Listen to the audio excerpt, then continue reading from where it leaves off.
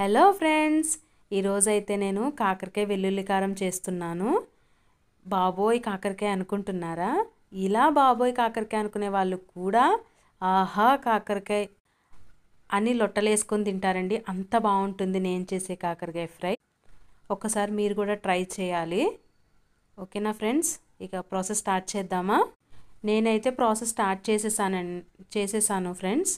Already నేను కాకరకాయ pieces, onion, chilli అన్నీ వేసి బాగా ఫ్రై చేసుకుంటున్నాను ఫ్రెండ్స్. నేనైతే ఇలా ఫ్రై చేసుకుంటున్నాను. ఇంకో పక్కన మనం వెల్లుల్లి కారం రెడీ చేసుకుందాము. నేను చేసే వెల్లుల్లి కారం ఈ విధంగా ఉంటుంది.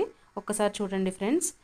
నేను ఏమేమి వేసానంటే పల్లి, ఎండుమిర్చి, ఎండు కొబ్బరి, ధనియాలు, జీలకర్ర ఇవి వేసి బాగా రోస్ట్ చేసుకున్నాను ఫ్రెండ్స్. చూడండి, ఇలా ఫ్రై అయిన తర్వాత బాగా ఫ్రై అయ్యాయి. వీటిని ఒక పక్కన పెట్టి చల్లారి పెట్టుకుందాము. ఇప్పుడైతే సేమ్ ప్యాన్లో కొంచెం కరివేపాకు వేసుకుందాం ఫ్రెండ్స్. కరివేపాకు కూడా వాటర్ ఏం లేకుండా డ్రైగా ఉన్నప్పుడే మనం కొంచెం డ్రై చేసుకుందాము, దాన్ని ఫ్రై చేసుకుందాము. ఒక 60-70% డ్రై అయితే సరిపోతుంది ఫ్రెండ్స్. ఇది కూడా ఫ్రై అయిపోయింది బాగా. ఇప్పుడు ఇవన్నీ మిక్సీ జార్లో తీసుకొని సాల్ట్, కారం యాడ్ చేసుకుని మిక్సీ పట్టేసుకుందాము.